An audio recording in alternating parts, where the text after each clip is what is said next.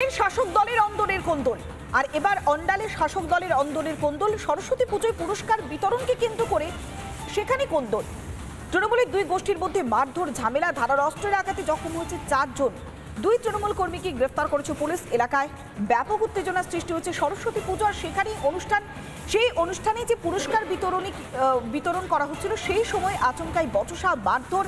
তৃণমূলের দুই গোষ্ঠীর মধ্যে অন্দরের কোন্দল একেবারে প্রকাশ্যে আসে। ধারালো অস্ত্র দিয়ে আঘাত করার অভিযোগ, তাতেই গুরুতর জখম হয়েছে 4 জন। ইতিমধ্যেই 2 জন তৃণমূল কর্মীকে গ্রেফতার করেছে পুলিশ। এলাকায় উত্তেজনার সৃষ্টি হয়েছে। অন্ডালে শাসক দলের অন্দরের কোন্দল আবারও প্রকাশ্যে।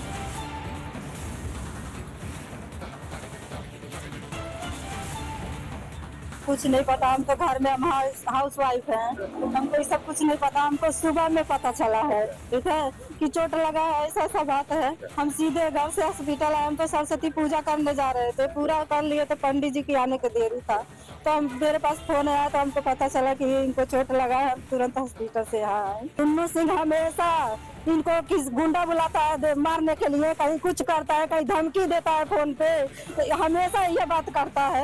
हमेशा हमसे बोलते, हम बोलते उससे दूर रहिए, दूर भी रहता तब भी वो उंगली करता है। तो लगा है, पीठ पे मारा है लाठी से।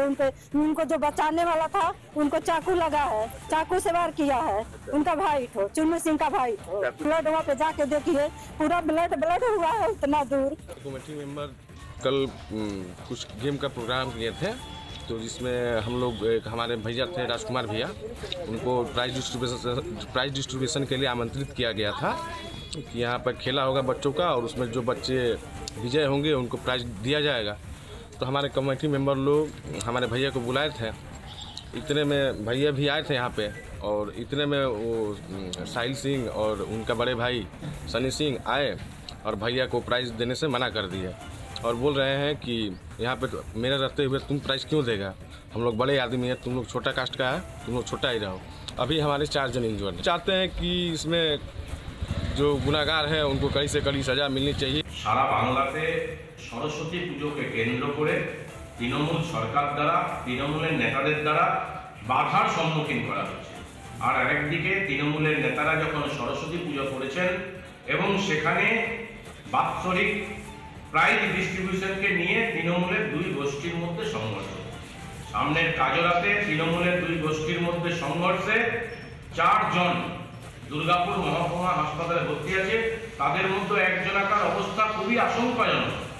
আমরা এই তৃণমূল সরকারকে এবং তৃণমূলের নেতাদেরকে ধিক্কার জানাই, যারা সারা বাংলায় পুজোকে বাধার সম্মুখীন করছে।